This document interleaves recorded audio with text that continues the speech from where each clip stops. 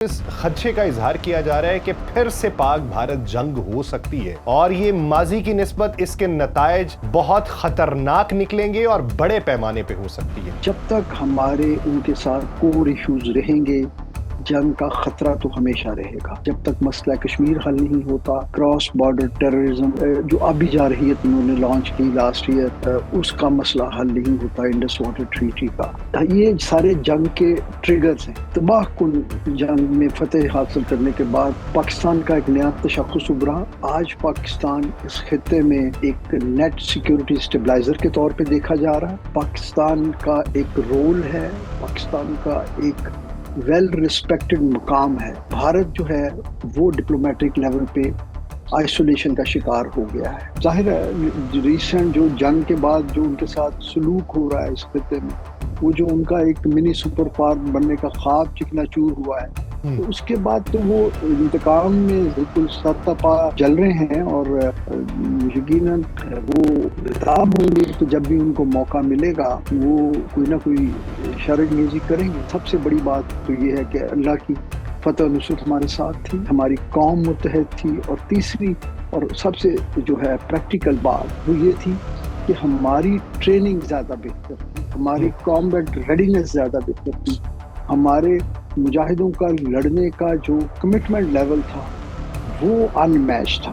تو ان چیزوں نے ہمیں کامیابی دی۔ بسم اللہ الرحمن الرحیم۔ السلام علیکم ناظرین، سنو پوڈ کاسٹ میں خوش آمدید۔ میں ہوں یاسر رشید۔ ناظرین، 1 سال ہونے کو ہے۔ آج سے 1 سال پہلے بھارت نے شرنگیزی کی تھی۔ بھارت نے اپنی طاقت کے زام پہ اور طاقت کے غرور کے بلبوتے کے اوپر پاکستان پہ حملہ کیا۔ پاکستان پہ حملہ کر کے خواتین اور بچوں کو نشانہ بنایا گیا، لیکن فضا میں اڑتے اس کے جو طیارے تھے وہ کس طریقے سے ملیا میٹ ہوئے، کس طریقے سے زمیں بوس ہوئے، دنیا اس کی شاہد ہے۔ دنیا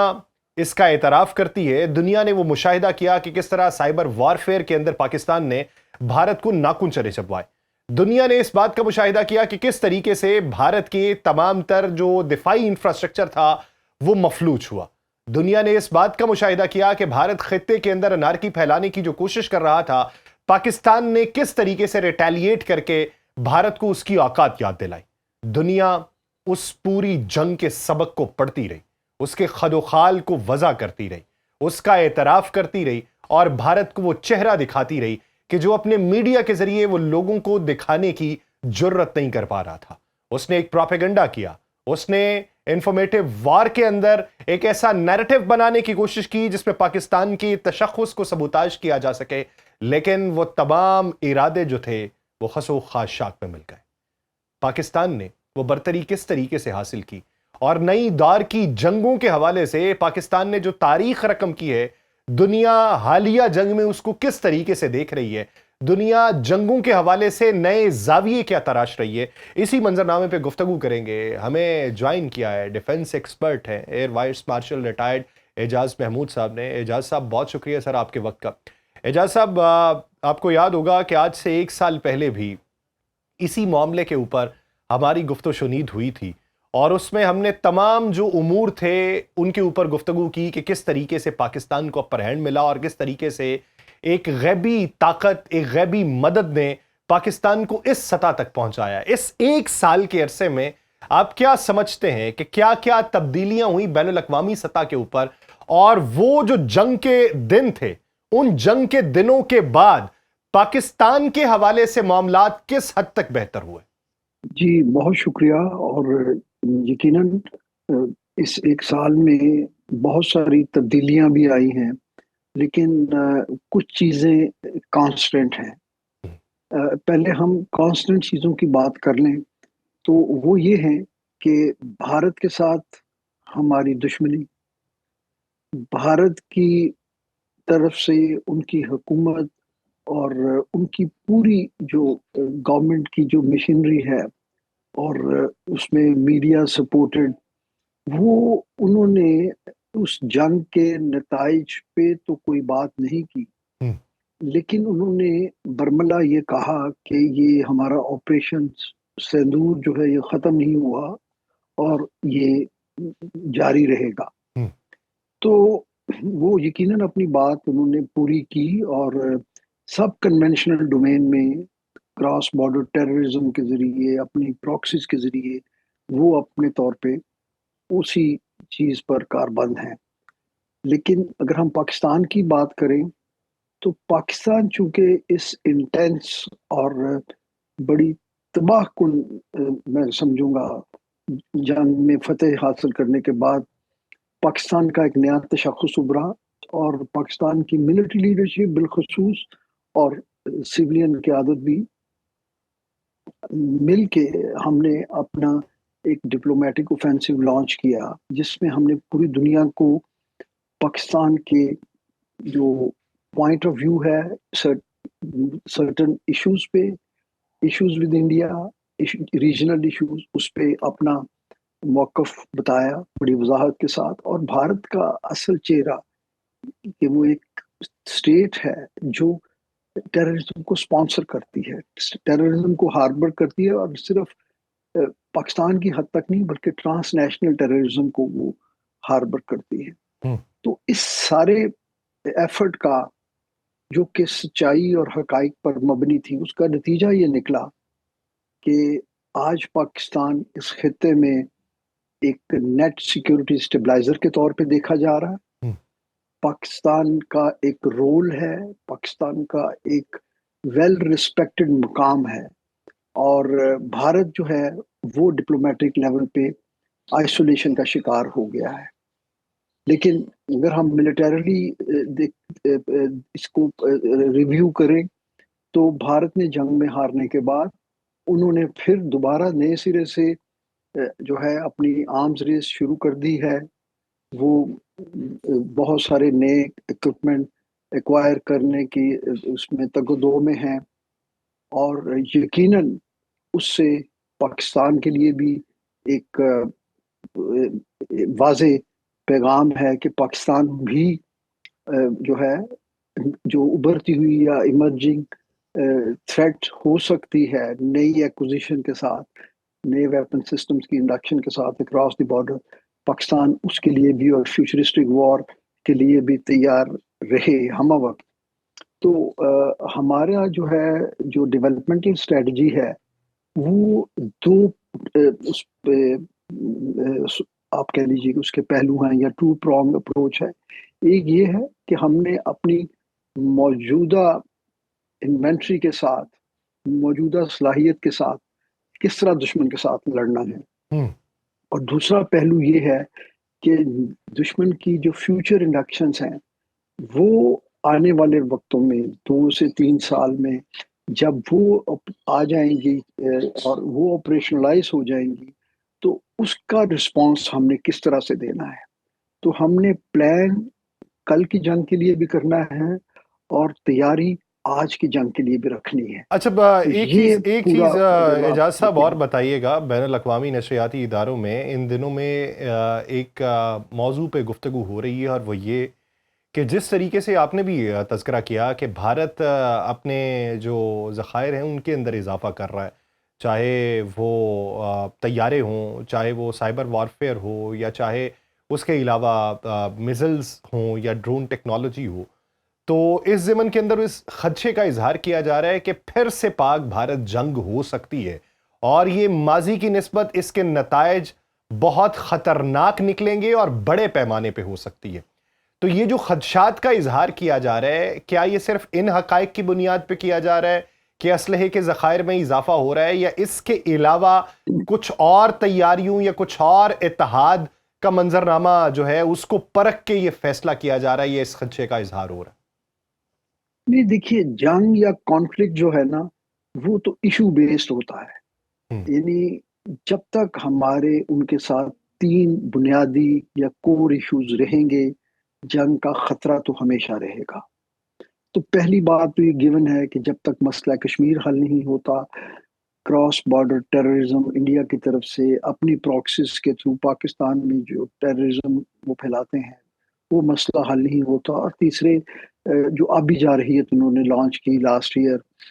اس کا مسئلہ حل نہیں ہوتا انڈس واٹر ٹریٹی کا. تو یہ سارے جنگ کے ٹریگرز ہیں. لیکن دوسرا پہلو جو آپ نے سوال کیا اس کے مطابق یہ ہے کہ جب آپ کی انٹینٹ ہوتی ہے کسی مسئلے کو کمپوزٹ ڈائلاگ کے ذریعے حل کرنے کی، مسائل تو ہو سکتے ہیں، مسائل تو کسی گھر میں دو بھائیوں کے بھی ہو سکتے ہیں، پڑوسیوں کے بھی ہو سکتے ہیں، لیکن اگر آپ کی انٹینٹ ہے اس کو پیسفلی ریزالو کرنے کی، تو پھر آپ اس کے لیے ایک اور اپروچ کے ذریعے کام کرتے ہیں. آپ اس کے لیے ایک ٹرسٹ ڈیفیسٹ ہوتا ہے تو آپ اس کے لیے ٹرسٹ ڈیفیسٹ کو پورا کرنے کے لیے کانفیڈنس بلڈنگ میئرز کرتے ہیں، کچھ ایسے اقدامات کرتے ہیں جس سے دونوں ملک آپس میں انگیج ہونا شروع ہوتے ہیں. ہوں، اور اگر آپ کی انٹینٹ جو ہے وہ لڑنے کی ہے تو پھر آپ لڑنے کی تیاری کرتے ہیں. تو بھارت چونکہ پاکستان سے ہمیشہ کمپوزٹ ڈائلاگ کو اوائڈ کرتا رہا ہے ہماری تمام تر کوششوں کے باوجود، یا ہم نے جب تھرڈ پارٹی میڈیشن کی بات کی تو اس کے لیے بھی وہ کبھی راضی نہیں ہوتے، تو پھر الٹیمیٹلی وہ وہی کرتے ہیں جو وہ ہمیشہ سے کرتے چلے آئے ہیں کہ وہ اپنی تیاری یا ایکوزیشن بڑھاتے ہیں. اور جب وہ یہ سمجھتے ہیں کہ نئی ایکوزیشن مزید تیاری کے ساتھ ان کی ملٹری کیپیبلٹی میں، ان کی کامبیٹ ریڈینس میں اضافہ ہوا ہے، تو پھر ان کی سویلین قیادت جو ہے وہ ملٹری کو امپوز کرتی ہے کہ اب آپ جنگ کریں. ہوں،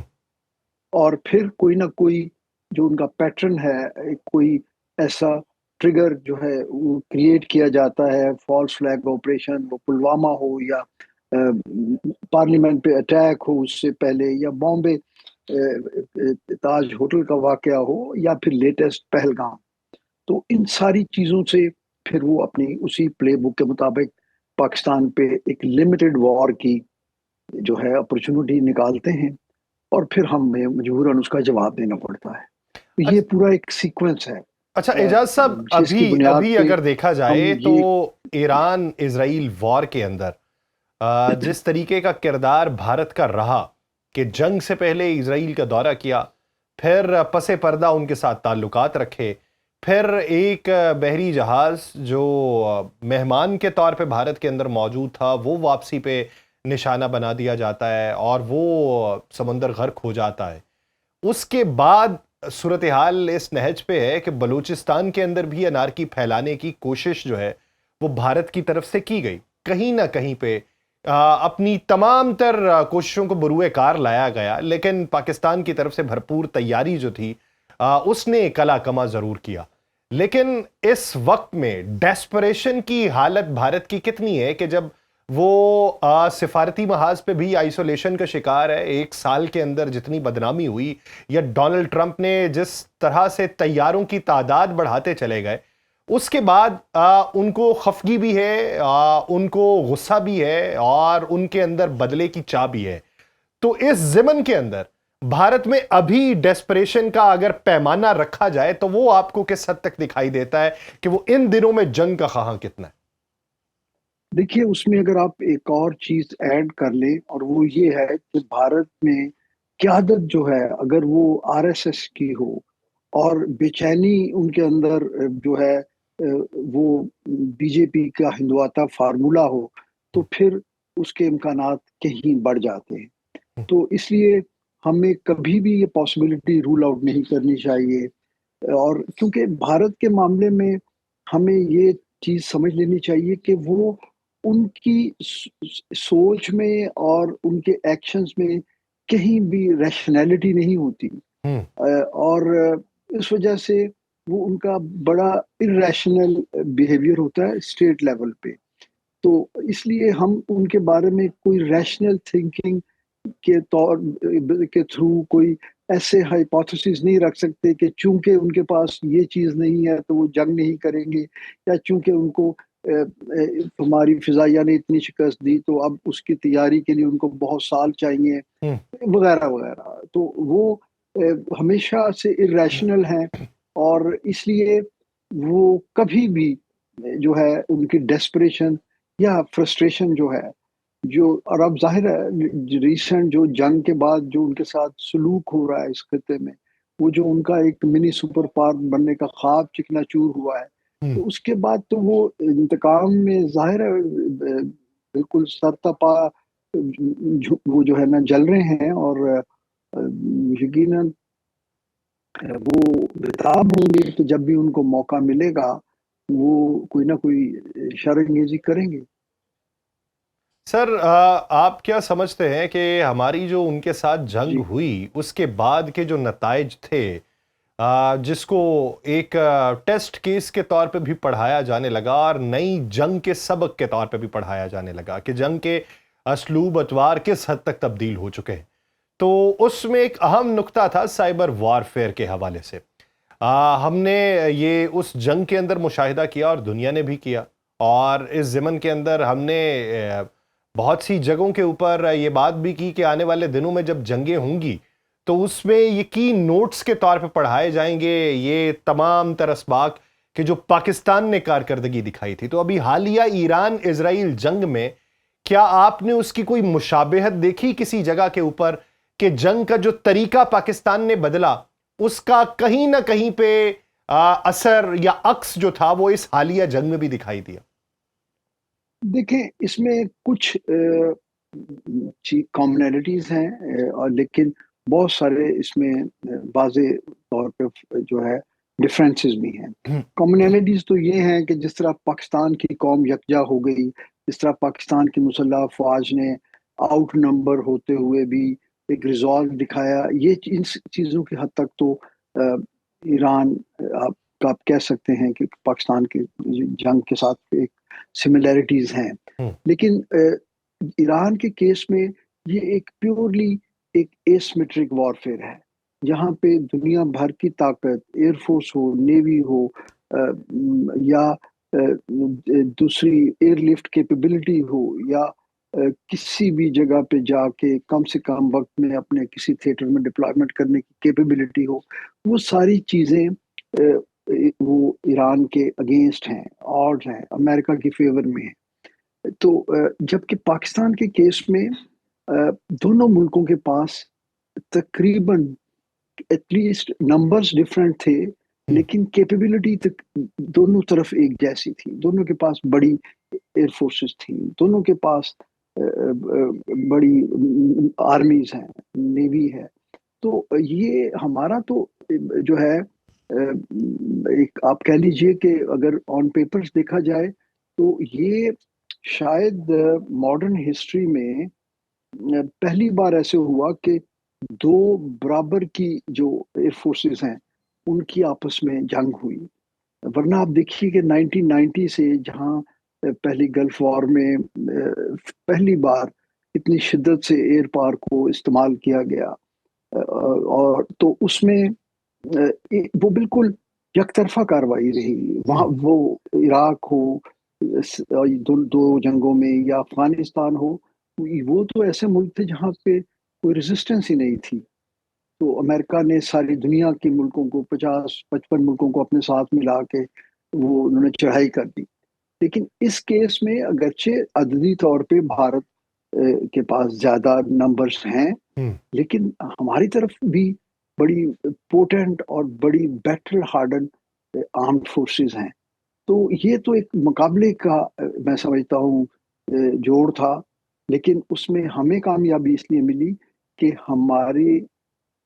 سب سے بڑی بات تو یہ ہے کہ اللہ کی فتح نصرت ہمارے ساتھ تھی۔ دوسری بات یہ ہے کہ ہماری قوم متحد تھی، اور تیسری اور سب سے جو ہے پریکٹیکل بات وہ یہ تھی کہ ہماری ٹریننگ زیادہ بہتر تھی، ہماری کامبیٹ ریڈینس زیادہ بہتر تھی، ہمارے مجاہدوں کا لڑنے کا جو کمٹمنٹ لیول تھا وہ ان میچ تھا۔ تو ان چیزوں نے ہمیں کامیابی دی۔ اچھا جی اعجاز صاحب، آپ کو یاد ہوگا جب ہماری بات چیت ہوئی تو اس میں کیپیسٹی کی بات ہو رہی تھی کہ کسی بھی مشین کی کیپیسٹی کو پرکھنے کا طریقہ کیا ہے، تو آپ نے اس وقت ایک مثال دی تھی کہ جس طریقے سے فرض کر لیں کہ کوئی ایک فائٹر جیٹ ہے اور وہ اڑان بھر سکتا ہے 900 کلومیٹر تک، تو اگر بیرونی دنیا کے اندر اس کا مشاہدہ کیا جائے یا اس کا ٹیسٹ کیا جائے تو وہ اگر 850 تک چلا جائے گا تو ان کے لیے وہ بہترین بات ہوگی کہ ٹھیک ہے یہ اپنے ٹیسٹ میں پاس ہو گیا۔ لیکن وہ پاکستان جی میں جی اگر موجود ہوگا تو وہ 950 سے اگر اوپر جائے گا تو پھر پاکستانی سمجھیں گے کہ ٹھیک ہے اب اس کی کیپیسٹی ٹھیک ہے، وہ 900 تک بھی ریلائی نہیں کرتے. تو یہ جو چینجز جی پاکستانی ایئر فورس کے اندر یا پاکستانی فوج کے اندر ہے، اس کے پیچھے کی منطق کیا ہے؟ دیکھیے، اس کی سب سے پہلی بات تو یہ ہے کہ ہمارا مقابلہ ایک ایسے دشمن سے ہے پچھلے 77 سالوں سے، جن کے پاس ہمیشہ سے ایسٹ زیادہ ہیں. ہوں اور ہمارے اگر ایسٹس تعداد میں کم ہیں، ملٹری ایسٹس، تو پھر ہم نے اس میں ویلیو ایڈیشن کرنی ہے. ویلیو ایڈیشن یہ ہے کہ ہم ہر اکوپمنٹ، وہ گراؤنڈ کا ہو یا پرٹیکولرلی ایئر میں، یہ چیز زیادہ اپلیکیبل ہے ہوں کہ ہم اس کی جو مینوفیکچرر کی گیون رینجز ہوتی ہیں یا اس کے پرفارمنس، آپریشنل پرفارمنس پیرامیٹرز ہوتے ہیں، ہم اس سے کہیں آگے جا کے اپنے آپ کو ٹرین کرتے ہیں. ہوں اور جب آپ اس چیز کو اپنی ٹریننگ کا حصہ بنا لیتے ہیں تو وہی آپ کے لیے نیا معیار بن جاتا ہے. تو اس بات سے قطع نظر کہ مینوفیکچرر نے کسی چیز کے بارے میں اس کی سیفٹی لیمٹس کیا دی ہیں یا اس کے پرفارمنس انویلپس کیسے ہیں، ہم لوگ اس کے ایجز پہ جا کے لڑنا سیکھتے ہیں. اور اس چیز کا کریڈٹ جو ہے وہ ہمارے سینئرز کو جاتا ہے، جن کی لیگیسی لے کے آج کی ایئر فورس جو ہے وہ وطن کے دفاع کے لیے ہر وقت تیار ہے. اعجاز صاحب ایک چیز اور بتائیے، پاک بھارت جنگ کے بعد ہم نے یہ دیکھا کہ رافیل جیٹس بنانے والی جو کمپنی ہے ڈسالٹ ایویشن، اس کے شیئرز میں کمی واقع ہوئی، اس کے ایگریمنٹس جو ہوئے تھے دوسرے ممالک سے وہ ایک مخمصے کے اندر چلے گئے ممالک کے آیا اس کو خریدنا چاہیے یا نہیں خریدنا چاہیے. پھر میں نمبرز پچھلے دنوں میں دیکھ رہا تھا، یعنی ایک سال کے اندر J-10C اور JF-17 تھنڈر جو ہے، اس کے جو نئے معاملات طے ہو رہے ہیں، اس ضمن میں ان کے نمبرز ماضی کی نسبت بہت زیادہ بلند دکھائی دیتے ہیں. اور ابھی حالیہ جنگ کے اندر اگر دیکھا جائے تو جس طریقے سے F-35، F-15، F-16 اور A-10 اور بلیک ہاک اس طرح کی چیزیں جو ہیں وہ گری ہیں، یہ ٹارگٹ کی گئی ہیں، تو اس کے بعد بھی اس چیز کے بارے میں بات کی جا رہی ہے کہ شاید آلٹرنیٹو کے اوپر دنیا جانا شروع کر دے کہ ایک مہنگی چیز خریدنے کی نسبت ایک وہ چیز خریدی جائے جس کو جنگ کے اندر آزمایا بھی گیا لیکن کوئی نقصان نہیں ہوا. تو ان کی پھر نظر جائے گی پاک بھارت جنگ کے اوپر اور J-10C اور JF-17 تھنڈر کی باتیں ہوں گی. آپ اس سے اگری کرتے ہیں؟ اور جو گزشتہ سال کے نمبرز ہیں ان کے بڑھنے کے امکانات کس حد تک ہیں؟ جی بالکل. دیکھیے، جو بائر ہوتے ہیں یا پوٹینشیل یوزر ہوتے ہیں، وہ ہمیشہ اچھے سے اچھی چیز کی تلاش میں رہتے ہیں. اور اگر کسی چیز کی ریئل کامبیٹ میں جو ہے اس کے پروونگ مشنز نہیں ہوئے ہوتے، تو پھر تو جو پرفارمنس پیرامیٹر فیکٹری ٹیسٹنگ میں ہوتے ہیں یا ٹرائل ٹیسٹنگ پیریڈ میں ہوتے ہیں، وہی ڈیسیژن کے لیے کافی ہوتے ہیں. لیکن اگر کسی ویپن سسٹم کے پیچھے اس کے جنگ میں اصل حالات میں استعمال کی ہسٹری ہے، تو پھر وہ سب سے زیادہ امپورٹنٹ ڈیسیژن فیکٹر بن جاتا ہے. میں آپ سے شیئر کروں کہ جنگ کے فوراً بعد ہی کچھ مہینوں میں پیرس میں ایک بڑا مشہور ایونٹ ہوتا ہے، پیرس ایئر شو. تو ظاہر ہے فرانس کی ہی بنائے ہوئے رافیل تھے، تو وہاں پہ ان کے سٹال پہ جو ہے لوگ نہیں جا رہے تھے. اس کے بجائے جو پاکستان ایئر فورس نے وہاں پہ اپنا JF-17 تھنڈر بلاک 3 ڈسپلے کیا ہوا تھا، وہاں پہ لائنیں لگی ہوئی تھی. تو اس سے آپ کو اندازہ ہوگا کہ مارکیٹ کے جو ٹرینڈز ہیں کہ کسی بھی ویپن سسٹم کے بارے میں، وہ خاص طور پہ اگر ایئر فورس کا کٹنگ ایج کوئی ٹیکنالوجی ہے تو وہ ان چیزوں کو کتنی باریک بینی سے لوگ آبزرو کرتے ہیں اور پھر کس طرح اپنے لیے اور اپنی اینڈ یوزر ایئر فورسز کے لیے بہتر سے بہتر چیزیں وہ ایکوائر کرتے ہیں. جی اچھا اعجاز صاحب، یہ سر بتائیے کہ جس طریقے سے حالیہ جنگ میں ہم نے یہ دیکھا کہ ڈرون کی اہمیت بہت زیادہ بڑھ گئی. اب یہ سوچا جا رہا ہے کہ ایک طیارے کے اوپر اتنا پیسہ خرچ کرنا، پھر اس کی دیکھ بھال کے اوپر الگ سے پیسہ خرچ کرنا،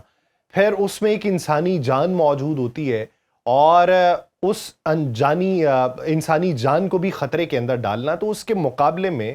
جو ان مینڈ وہیکلز ہیں ان کا استعمال اگر کیا جائے تو وہ زیادہ بہتر بھی ہے، سستا بھی ہے، سود مند بھی ہے. اس کے اوپر دنیا اب زیادہ توجہ دینے کی کوشش کر رہی ہے. اب آپ یہ دیکھیے کہ اگر شاہد ڈرون کو دیکھ لیا جائے ایران کے، کہا تو یہ جاتا ہے کہ 4 لاکھ کا یا $1 لاکھ کا اور دوسری طرف ملینز ڈالرز کا، لیکن مجموعی طور پہ اگر اس کی لاگت نکالی جائے، ایک 70 موٹر سائیکل کا اس کے اندر انجن لگا ہوا ہے، پلاسٹک کی پوری اس کی باڈی ہے، اس کے اندر ایمونیشن جتنا ہے اس کا الگ سے خرچہ نکال لیں تو مجموعی طور پہ بھی ہارڈلی اگر اس کا خرچہ ہو تو سر یہ $1,000 سے زائد کا نہیں ہو سکتا. یہ اگر اس کا رف آئیڈیا بھی لگایا جائے، زیادہ سے زیادہ بھی لگا لے تو $2,000-3,000 کا ہوگا. تو اس طرف اب دنیا کس حد تک بڑھے گی اور اس ضمن کے اندر آپ جدت اور اختراع کیا دیکھ رہے ہیں؟ دیکھیے، یہ ایک بڑے طویل عرصے سے یہ ڈیبیٹ چل رہی ہے. ان مینڈ وہیکلز، ان مینڈ جو فلائنگ پلیٹ فارمز ہیں، اور ایون جو سرفیس ٹو سرفیس ویپنز ہیں، یہ الٹیمیٹلی جن چیز کے اوپر جا کے یہ ساری بات سیٹل ہوتی ہے وہ یہ ہے کہ کس آپشن میں کتنی ایکوریسی ہے، اس کی کاسٹ افیکٹونیس کیا ہے. لیکن ان دونوں چیزوں کی اگر آپ کاسٹ افیکٹونیس بھی دیکھ لیں، سستے بھی ہوں، سب چیزوں کے ہوتے ہوئے، لیکن یہ میں آپ کو بتا سکتا ہوں کہ آنے والے فورسیبل فیوچر میں یہ چیزیں ایڈوانس ہوں گی، مزید بہتر ہوں گی، لیکن جو مینڈ ایئر کرافٹ ہے وہ ریپلیس نہیں ہوگا. کیونکہ ایک اچھے 5th جنریشن ایئر کرافٹ میں جب اس کے اندر ایک بہترین ٹرین پائلٹ بیٹھا ہوگا تو وہ جتنا اس کے اندر ڈگری آف ایشورنس ہوگی اٹیک کرنے کی، وہ جتنا فلیکسیبل طریقے سے اپنے ویپن ریلیز کر سکے گا، وہ جو لاسٹ منٹ ڈیسیژنز ہیں وہ چیزیں ریموٹلی کنٹرولڈ ویپن سسٹم میں وہ آپشنز نہیں ہوتی. وہ اس لیے آپ دیکھیے کہ ان مینڈ جہاز تو بن رہے ہیں، ڈرونز تو اب کئی دہائیوں سے بن رہے ہیں، میزائل بھی بن رہے ہیں، لیکن کیا F-20 جو ہے 15 کے بعد F-16، 18، F-22 اور پھر F-35 تک اگر بلینز آف ڈالر کی انویسٹمنٹ ہوئی ہے تو اس کی وجہ یہی ہے کہ ایک ہیومن انٹرفیس اور ایک human decision making mind in the cockpit, وہ چیز ریپلیس نہیں ہو سکتی. وہ چیز ریپلیس نہیں ہو سکتی.